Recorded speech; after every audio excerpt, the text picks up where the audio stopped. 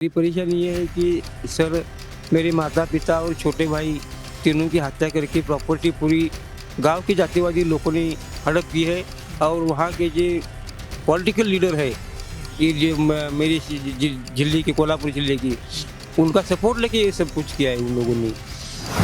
को मेरी रिक्वेस्ट है, विनती है कि एक अच्छा सा वकील मेरे लिए जल्दी से जल्दी अपॉइंट किया जाए ताकि मैं वो जो अपील जो मेरे विरुद्ध गई है उसके लिए मैं चैलेंज दे सकूं और मुझे न्याय मिल सके। देखो, जातिवाद अगर होता है ना तो वहाँ कौन सी पार्टी बिल्टी ऐसा कुछ नहीं होता, सब इकट्ठा होते हैं। जातिवाद अगर किसी को जातिवाद के बारे में मैंने जो अनुभव लिया है, कांग्रेस वालों के पास जाओ या भाजपा वालों के पास जाओ, जाति देकर बात कहाँ सब फैसला करते हैं। ये मैं समझ आता, अभी कांग्रेस का या भाजपा के लीडर का नाम लेने की क्या जरूरत है। ये तो रियलिटी में अनुभव लिया, I am experiencing it sir.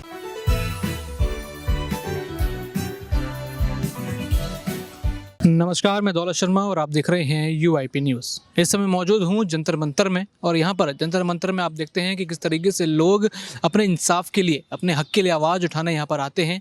एक व्यक्ति मेरे साथ हैं जो कि महाराष्ट्र कोल्हापुर से हैं, जो कि अपना एक देखा जाए तो प्रॉपर्टी का एक विवाद उनके साथ हो रहा है और ये विवाद कोई उनके घर से नहीं बल्कि प्रॉपर्टी का विवाद जो है ये कहीं ना कहीं उनको नेताओं द्वारा परेशान किया जा रहा है। अभी महाराष्ट्र में चुनावी माहौल है, हालांकि चुनावी माहौल में वादे तो कई सारे होते हैं, उससे पहले भी वादे होते हैं। ना जाने गरीबों के लिए कितनी कितनी स्कीम निकाली जाती है। यहाँ पर कहा जाता है कि सब सुरक्षित होंगे, सभी लोग यहाँ पर जो हैं पूरी तरीके अच्छे से रहेंगे, गरीबों पे कोई जुल्म नहीं होगा या फिर कोई भी सिटीज़न हो उस पर कोई भी जुल्म नहीं होगा। बड़े बड़े वादे सरकार की तरफ से किए जाते हैं, लेकिन इस बीच व्यक्ति जो लगातार अपने इंसाफ की गुहार कर रहे हैं उनसे बात करेंगे, जानेंगे कि सरकार के खोखले वादे और किस तरीके से उनकी पुलिस, उनकी कोर्ट से लेकर पूरी तरीके से इनको इंसाफ दिलाने में जो है नाकामयाब हुई, जिसके बाद ये दिल्ली के जंतर मंतर पर आके बैठे हैं। जी भाऊ, सबसे पहले तो आपका नाम बताओ।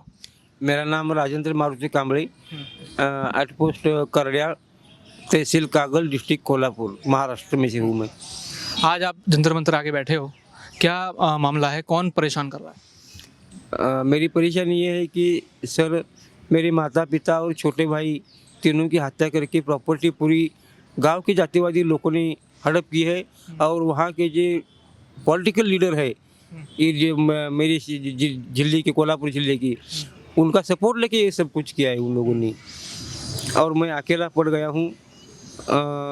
इसलिए पुलिस ने FIR दर्ज नहीं करवा ली, इसलिए मैं खुद कोर्ट में गया क्योंकि मैं थोड़ा ग्रेजुएट हूँ। खुद मैं गया, वहाँ की एक जो रूम की प्रॉपर्टी की जो थी वो मेरी ओर से हो गए, ऑर्डर हो गए है। अब एक फ्लैट और ये तीनों के मर्डर की जो याचिका अपील जो है वो एक तो वो इसके लिए सुनावनी के लिए बहुत देर लगा रहे हैं। मैं परेशान हो गया हूँ मैं, और जब सुनावनी होती है तो सुनावनी ठीक नहीं होने देते, वो दूसरी परेशानी है। और इसी तरह से मेरे फ्लैट की जो अपराध पर है वहाँ सुनावनी न होने कारण जो वहाँ की वो जो अपील है वो मेरे खिलाफ गई है। अब इसको चैलेंज देना चाहिए, तो मैं सुप्रीम कोर्ट एक ही अंतिम लास्ट पर है इसके लिए। तो मुझे केंद्र सरकार को मेरी रिक्वेस्ट है, विनती है कि एक अच्छा सा वकील मेरे लिए जल्दी से जल्दी अपॉइंट किया जाए ताकि मैं वो जो अपील जो मेरे विरुद्ध गई है उसके लिए मैं चैलेंज दे सकूं और मुझे न्याय मिल सके। ये कौन नेता है, कौन सी पार्टी से जुड़े हुए हैं, कुछ मालूम? देखो, जातिवाद अगर होता है ना तो वहाँ कौन सी पार्टी बिल्टी ऐसा कुछ नहीं होता, सब इकट्ठा होते हैं। जातिवाद अगर किसी को जातिवाद के बारे में मैंने जो अनुभव लिया है, कांग्रेस वालों के पास जाओ या भाजपा वालों के पास जाओ, जाति देकर बात कहाँ सब फैसला करते हैं। ये मैं समझ आता, अभी कांग्रेस का या भाजपा के लीडर का नाम लेने की क्या जरूरत है। ये तो रियलिटी में अनुभव लिया, I am experiencing it sir.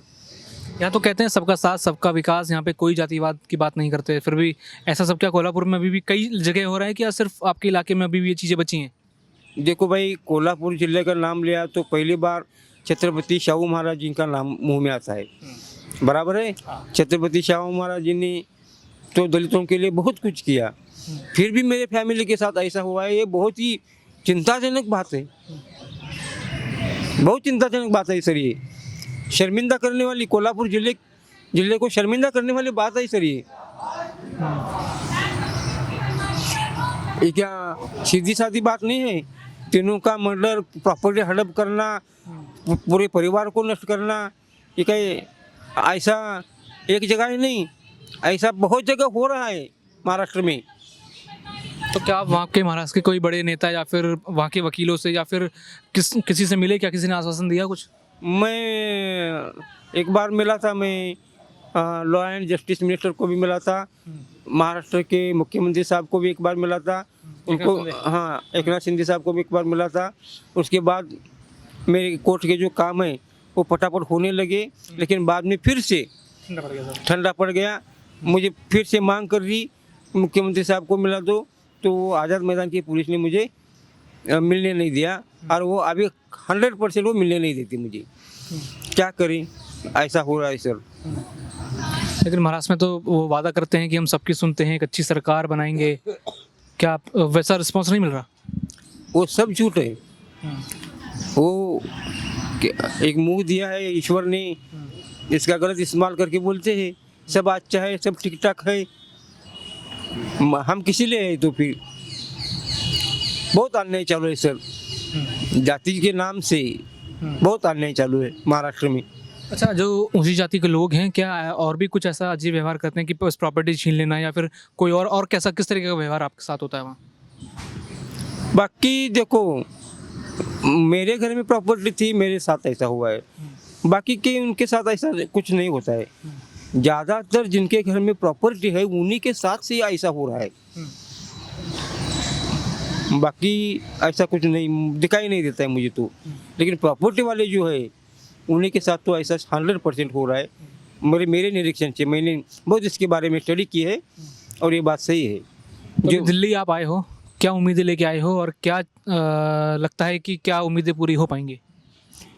अभी क्या, मुझे सिर्फ मेरी एक जो महत्वपूर्ण मांग है वो मुझे दिल्ली में अपील दाखिल करने के लिए एडवोकेट चाहिए केंद्र सरकार की ओर से, और जल्दी से जल्दी चाहिए, क्योंकि एक बार हाईकोर्ट ने याचिका अपील खारिज कर दी तो 90 दिन के अंदर इसके लिए चैलेंज देना पड़ता है।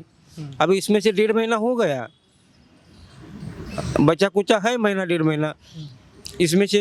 इसीलिए जल्दी से जल्दी केंद्र सरकार की ओर से मुझे एडवोकेट चाहिए ताकि मुझे न्याय मिल सके। अभी परिवार में कितने लोग हैं? परिवार में मेरे भाई की पत्नी, इनके 3 बच्चे, मेरे 2 बच्चे और बीबी है। तो कैसे गुजर बसर होता है परिवार का? कुछ क्या काम करते हैं आप? अभी तो काम कुछ नहीं है। मैंने 13 वर्ष टीचर की नौकरी की, बाद में ऐसा दिखाई दिया मेरे घर में प्रॉपर्टी हड़प कर रहे, मर्डर हो रहे, इसीलिए न्याय मिलने हेतु मैदान पे आ गया बम्बई में। इसके बाद में कोरोना का पीरियड चालू हो गया, इसमें भी बहुत सा वक्त गया। ऐसे में हालत हमारी इकोनॉमी के लिए बहुत बुरे है सर। अभी एक ऑर्डर हो गए मेरे ओर से, झुपड़पट्टी के रूम का जो प्रॉब्लम है वो तो सॉल्व हुआ है, थोड़ा सा बहुत आधार मिल गया है हमें, लेकिन बाकी की जो प्रॉब्लम है वो जल्दी से जल्दी सॉल्व होनी चाहिए।